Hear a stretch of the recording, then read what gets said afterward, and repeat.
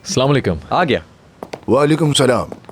देखिए, मुझे मेहमत ने आपका मसला फ़ोन पर अच्छी तरह बता दिया है। इतना बड़ा ऑर्डर मिलने के बाद मैं रिक्वेस्ट कर रहा हूँ कि प्लीज़ काम को अधूरा मत छोड़िए। आप बता सकते हैं कि पैसे कब मिलेंगे औजान साहब? अगले हफ्ते। ये बात तो हम हर हफ्ते ही सुन रहे हैं। मैडम ने भी पिछले हफ्ते यही कहा था।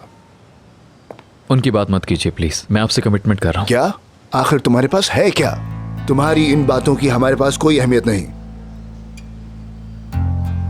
देखिए, आप गलत बात कर रहे हैं। भाई, पहले तुम हमारे लिए पैसे अरेंज करो, उसके बाद ही हम काम शुरू करेंगे। मैंने कोई गलत बात तो नहीं की ना भाइयों? खुदा के लिए ऐसा मत कीजिए, रुक जाइए। काम पूरा हो जाए उसके बाद आप चले जाइए, लेकिन इस तरह से बीच में मत छोड़ के जाए काम को। ये अच्छी बात नहीं होती है। समझ रहे ना आप मेरी बात? कुछ ही दिनों मेरे भाइयों, एक मिनट, सिर्फ एक मिनट मेरी बात सुन लो। मैं जानता हूँ आप लोगों ने हमेशा मुझे बॉस का बिगड़ा हुआ बेटा समझा है, इसलिए मेरे बारे में आप सबकी सोच बिल्कुल ठीक है। और मैं अयाशी करता हूँ, घूमता फिरता हूँ सिर्फ इस वजह से क्योंकि आप लोग यहाँ पर काम करते हैं। इसलिए मुझ जैसे आदमी पर आप लोग भरोसा क्यों करें? तुम क्या कर रहे हो? मेरा सबसे करीबी दोस्त मेहमत मेरे लिए मेरे भाई जैसा ही है। मैं घूमा फिरा और इसने काम किया। सच तो सच है, मतलब मेरी आंखों के सामने इसके हाथों पर छाले पड़े, लेकिन मैंने इग्नोर किया। लेकिन फिर ऐसा वक्त आया कि मैंने सब कुछ खो दिया। तब मुझे एहसास हुआ कि कोई भी चीज मेहमत से ज्यादा कीमती नहीं है। आपका मुझ पे कर्ज है, कुछ दिन की मोहलत दीजिए, और अगर मैं अदा नहीं कर सका तो कानूनी कार्रवाई कीजिए। मैं आपको बिल्कुल नहीं रोकूंगा, ताकि आपको इसके बदले सोशल सिक्योरिटी के पैसे भी मिल सके। समझ गए आप लोग?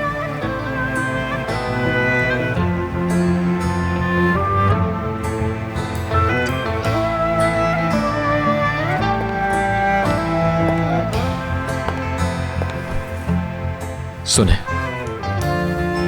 करीम भाई, क्या आप मुझे आरी चलाना सिखाएंगे? मुझे अपने हाथों पे छाले देखकर फख्र होगा। ठीक है, आओ मैं सिखाऊं। चलो भाई, काम शुरू करते हैं। आओ मेरे साथ, बताता हूँ कैसे शुरू करना है।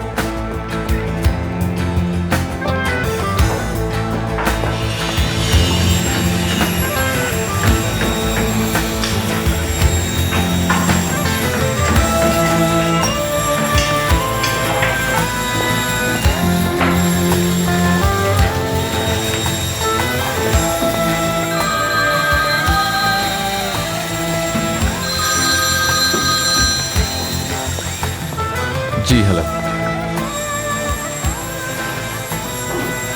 ठीक है सनम साहिबा, आता हूँ।